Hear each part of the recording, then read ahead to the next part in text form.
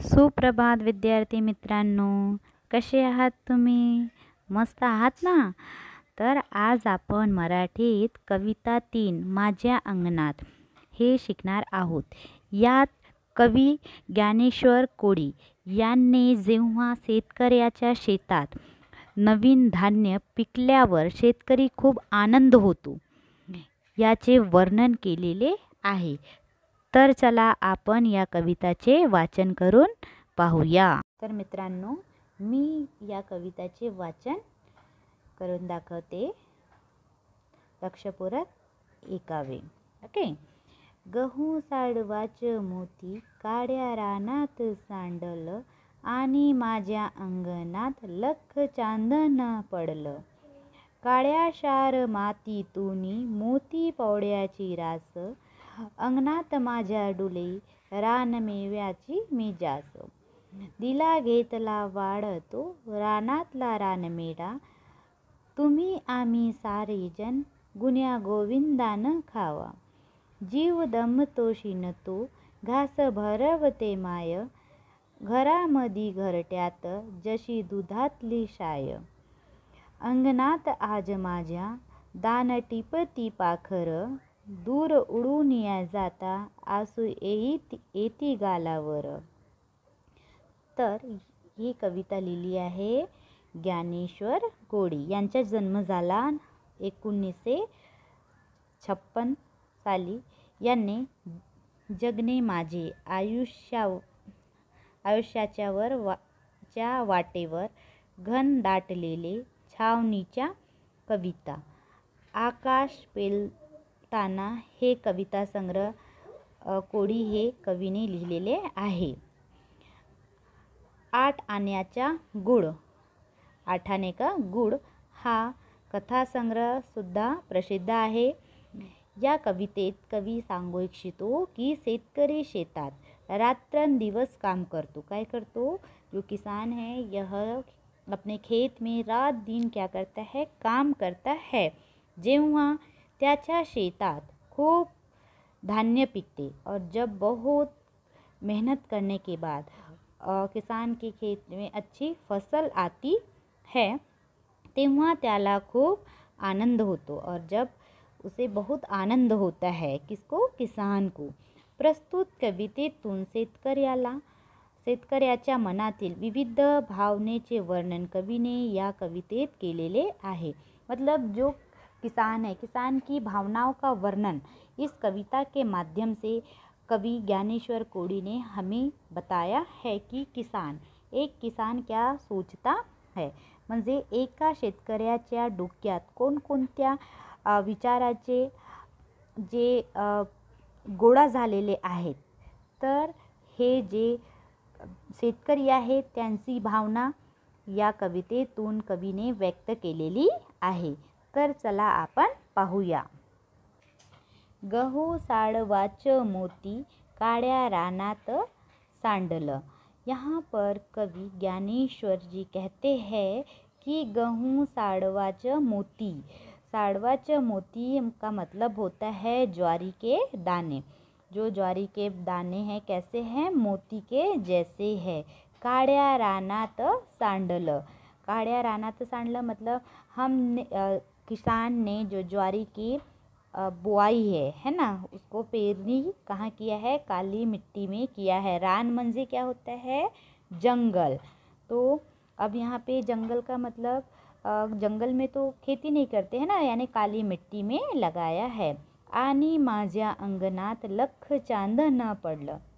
और जब ज्वारी की फसल आती है तो किसान के आंगन में, आंगन पता है ना, कोर्टयार्ड जो होता है अपने घर का, उसके सामने ज्वारी के सुंदर मोती के दाने जो लख है, लख का मतलब होता है स्वच्छ और शुभ्र, ब्राइट, बिल्कुल वह मोती के दाने मेरे आंगन में क्या होता है? दिखाई देता है. ऐसे कवि ने किसान की भावना व्यक्त किया है. समझा आपको 4 लाइन का? काळ्या शार मातीतूनी मोती पवड्याची रास. और काळ्या शार मातीतूनी, वो पता है बाजरी की जो फसल लगाई जाती है काली मिट्टी में लगाई जाती है. और काली मिट्टी में बाजरे की फसल बहुत अच्छी आती है। जब बाजरे की फसल पक कर पूरी हो गई, यहाँ पे एक शब्द आया है रास।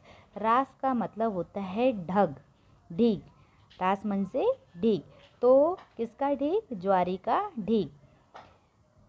अंगणात माझा डुले, रान मेव्याची मिजाज। तो ज्वारी अब पक के तैयार हो गई है और किसान के आंगन में ज्वारी का क्या लगा है? ढेर लगा है। यह देखकर सभी, एक तो किसान कैसा लग रहा है? ऐंठदार या रुआबदार हो रहा है। फिर है दिला घेतला वाढतो, रानातला रान मेवा। अब यहाँ पे कवि कहते हैं कि रानातला रान मेवा। रानातला मतलब जो हमने फसल लगाया है, वह दिल्या घेतल्याने, है ना, आदान प्रदान से एक दूसरे को यदि हम बिजाई देते हैं, तो आपको पता है ना, अभी बारिश का समय रहता है तो कोई बोलता है अरे मुझे सेमी का बीज देना, कोई बोलता है मुझे कद्दू का बीज देना। मतलब एक कद्दू के बहुत सारे बीज होते हैं, तो वह सभी के घर में अगर लगेंगे तो सभी को एक साथ में कद्दू खाने को मिलेगा। वैसे ही यहाँ दिया है दिला घेतला वाढतो, रानातला रान मेवा। यानी अगर हमने इन बीजों का आदान प्रदान दूसरे से किया तो ये क्या होगा? जो फसल है और बढ़ेगी। तुम्ही आम्ही सारे जन गुनिया गोविंदाना खावा। और आप, मैं और सभी लोग क्या करेंगे? प्रेम के साथ यह फसल का आनंद उठा सकेंगे। ठीक है। फिर है जीव दम तो शीनतो, घास भरवते माय। अब जीव दम तो, अब आपको पता है किसान क्या होता है? सुबह से उठकर खेत में जाता है ना, वो थक जाना, दम जाना मतलब थक जानता है और बहुत उसको क्या बोलना, कष्ट करना पड़ता है। घास भरवते माय, माय का मतलब होता है आई। तर शेतामध्ये कष्ट करताना जीव दमतो किंवा थकतो आणि घरी आल्यावर आई काय देते? आपल्याला जेवण देते। घास मतलब अब मम्मी खाना तो खिला कर नहीं देंगी किसान इंसान को, तो खाना परोसती है। घरामध्ये घरट्यात जशी दुधातली साय। और जो माँ होती है वो कैसे होगी? ऐसा लगेगा कि घर में जैसे छोटे से घोंसले में क्या है? एक दुधावरची साय। दूध पे की साय पता है आपको? छाय, है ना, दूध पे की जो मलाई होती है। यहाँ पर माँ अपनी मम्मी को किसकी उपमा दी गई है? दूध पर की छाय की, मतलब मलाई की उपमा किसान ने दिया है। फिर है अंगणात आज माझ्या, दान टिपत पाखर, दूर उडून जाता आंसू येती गालावर। अब यहाँ पर कवि ज्ञानेश्वर जी बता रहे हैं कि किसान यह सोचता है कि जब उन्होंने ज्वारी को कहाँ डाला? अपने आंगन में सुखाने के लिए डाला, और उस ज्वारी को सुखाते जब डाला जाता है तो कुछ पक्षी दाना टिपने के लिए आते हैं, मतलब दाना खाने के लिए आते हैं। और यह देखकर किसान को बहुत अच्छा लगता है। और जब वह पक्षी उनका पेट भरने के बाद उड़ जाते हैं तो किसान के आँखों में क्या आते हैं? आंसू आ जाते है। और यह उसे बिल्कुल भी पसंद नहीं आता है। किसे? किसान को। तो यहाँ पर किसान ने अपनी भावना व्यक्त करते हुए कहा है कि जो फसल आने के बाद किसान को जो आनंद होता है, उसका स्पष्टीकरण इस कविता के माध्यम से मैंने आपको अभी हिंदी में समझाया। एक बार मैं मराठी में बोल रही हूँ, आप ध्यान से सुनेंगे। ठीक है।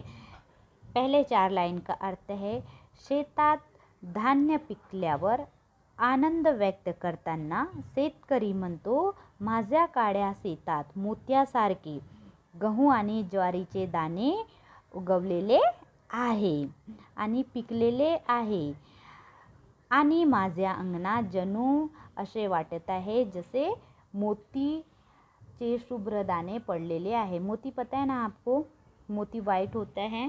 ठीक है। तो ये 4 लाइन का अर्थ था। दूसरे 4 लाइन का अर्थ है, शेतातली काळ्यासार मातीमधून मोती पवड्यासारखी धान्याची रास सांडली आहे।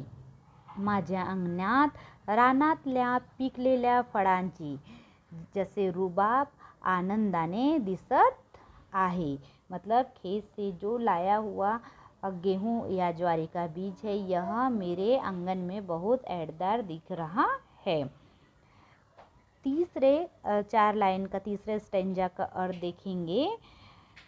रानातल्या फळांचा मेवा एकमेकांना दिल्या आणि घेतल्यावर वाढतो आणि सर्वांनी हा रानमेवा प्रेमाने एका सहमतीने एकत्र होऊन आपण खाऊया, असे जे शेतकरी आहे यांची भावना व्यक्त करताना कवी ज्ञानेश्वर सांगत आहे। चौथ्या स्टेंजा आहे, तर यात कवी सांगत आहे की शेतामध्ये कष्ट करताना काय होतं, शेतकऱ्यांचे जीव दमतो, तो खूप थकून जातो, मंदून जातो। जेव्हा ते आपले काम संपवून घरी येतो तेव्हा त्याला आई खूप पेटभर जेवण देते आणि तेव्हा त्याला असं वाटते की जे आपली आई आहे हे कशी आहे, दुधातली सायाप्रमाणे आहे। आपको पता है जैसे दूध पे अगर मलाई जम जाती है तो अंदर का दूध दिखाई नहीं देता, मतलब उस तरह से जो मलाई है वो प्रोटेक्शन उसको दूध को प्रोटेक्ट करती है ना। तर इथं सुद्धा कवी सांगत आहे की शेतकऱ्याला सुद्धा असे वाटते की जसे आई आहे, आई आला घास भरवते मतलब खाना खिलाते, तेव्हा शेतकरी आपल्या मनात विचार करतो की आई कशी आहे, दुधातली सायासारखी आहे। आता 5वा स्टंजा। आज माझ्या अंगणात पाखरे आनंदाने दाणे टिपत आहेत। म्हणजे कोण म्हणतो, हे शेतकरी म्हणत आहे की आज माझ्या अंगणात जे पाखरे म्हणजे पक्षी आहे हे दाणे टिपत आहे, ते पाहून मला खूप आनंद होतो, मला खूप सुख होतो। मी आनंदाने विभोर होऊन जातो, लोटपोट होऊन जातो। परंतु हे पाखरे जेव्हा पोट भरल्यानंतर उडून जातात, कुठं लांब उडून जातात, तेव्हा माझ्या डोळ्यातले अश्रू आहेत हे माझ्या गालावर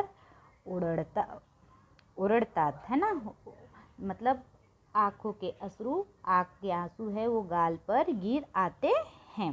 तो ये कविता आपको यहाँ समझ गई होगी है ना। इसके कुछ क्वेश्चन आंसर है, देखेंगे। प्रश्न पहला, खालील प्रश्नाची 1-2 वाक्यात उत्तरे लिहा। पहला प्रश्न, कवीच्या अंगणात कशा कशाची रास पड़ती, किस किस की रास होती है कवि के आंगन में। तो इसका आंसर होगा कवीच्या अंगणात मोती पौड्याची रास पड़ते, म्हणजे गहू व ज्वारीच्या दाण्याची रास पड़ते। प्रश्न दूसरा, रानमेवा कुठे उगवला आहे, तर रानमेवा कुठे उगवला आहे, रानमेवा कवीच्या अंगणात उगवला आहे। ई, कवी गुण्या गोविंदाने रानमेवा खायला का सांगत आहे, याचे उत्तर आहे रानमेवा एकमेकांना दिल्याने आणि घेतल्याने वाढतो, म्हणून कवी सर्वांना गुण्या गोविंदाने रानमेवा खायला सांगत आहे। ई, कवीच्या अंगणात पाखरे का येतात, तर कवीच्या अंगणात पाखरे दाणे टिपण्यासाठी येतात। प्रश्न दूसरा, खालील अर्थाच्या कवितेतील ओळी शोधा। यहाँ पे 4 लाइन दिया है और उसमें हमें क्या करना है, कविता की लाइन ढूंढना है कि उसका अर्थ क्या होता है। गहू ज्वारीच्या राशी शेतात पडल्या आहेत, तो इसके लिए कविता की लाइन है, गहू ज्वारीच्या राशीच म्हणजे गहू सावड्याच्या मोती काड्या रानात सांडलं। दूसरा, आ, काड्या भोर मातीतून टपोरे दाणेदार असे खूप सारे धान्य पिकते। ठीक है, तो ये अर्थ दिया है, इसके लिए कविता की लाइन है, काड्यासार मातीतूनी मोती पौड्याची रास। तीसरा है, शेतातून काम करून दमून आल्यावर आई घास भरवते, इसके लिए कविता में क्या लाइन है, जीव दम तो सीन तो घास भरवते माय। चौथे लाइन है, रानातला रानमेवा एकमेकांना देत घेत आनंदाने खाऊया, तो इसके लिए लाइन है कविता की, दिल्या घेतला वाढत तो रानातला रानमेवा, तुम्ही आम्ही सारे जण गुण्या गोविंदाने खावा। ठीक है, ये समझ में आए। प्रश्न तीसरा है, तुम्ही पाहिलेल्या एखाद्या धान्याच्या शेताचे वर्णन थोडक्यात या। यदि आपने कभी खेत में कोई भी फसल देखी है तो उसका वर्णन आपको लिखना है। फिर है यहाँ पे कंसात दिलेल्या पर्यायातून योग्य पर्याय निवडून वाक्य पुन्हा लिहा। कुछ शब्द दिए हैं, ये आपको यहाँ से देखकर पूरा करना है। ठीक है, ये कविता में से ही दिया गया है। उसके बाद है समूह दर्शक शब्द यांची यादी। समूह दर्शक शब्द यानी क्या है ना, समूह यानी बहुत सारा। अब समूह दर्शक धान्याची रास, धान्य की जो होती है उनको क्या कहते हैं, रास कहा जाता है। अब जो लकड़ी का जो गट्ठर बांध देते उसको क्या कहते हैं, लकड़ी के गट्ठर को मोड़ी। केड़ी, केला पता है ना, केले का जो पूरा एक गुच्छा होता है उसे कहा जाता है केड्यांचा, क्या होगा बताइए जरा मुझे। केड्यांसाठी काय, केड्यांचा लोंगर किंवा घड म्हणतात। त्याचप्रमाणे काय है, पक्ष्यांचा काय असतो, बहुत सारे पक्षी रहते हैं एक साथ झुंड में, उसको मराठी में कहा जाता है थवा। फिर चौथा है प्राण्यांचा, प्राणी मतलब जानवर, जानवरों का क्या होता है बताइए, कळप है ना। पांचवा है मुलांचा काय असतो, घोडका। और लास्ट है द्राक्षांचा सुद्धा काय असतो, घड असतो। लास्ट है ई, खालील शब्दांसाठी शेवट समान असणारे कवितेतील शब्द लिहा। यह है राइमिंग वर्ड। ठीक है, राइमिंग वर्ड पता है, एक जैसे वर्ड आपको आना ही चाहिए। बड़ी ई, खालील शब्दांसाठी प्राण भाषेतील शब्द लिया। प्राण भाषा यानी क्या, जैसे प्राण भाषा बोले तो अपनी लैंग्वेज में है ना, अपनी लैंग्वेज में हम क्या बोलते हैं वो लिखना है। जैसे खावा को क्या बोलते हैं हम, खा। माय के लिए क्या शब्द आएगा, आई। घरामंदी बोलते क्या, घरामध्ये। उसके बाद है आश्रूला काय म्हणतात, अश्रू। तर इथे एक कविता संपलेली आहे। आपण पुढच्या पाठात भेटूया। तोपर्यंत तुम्ही घरात राहा, सुरक्षित राहा। Bye, take care.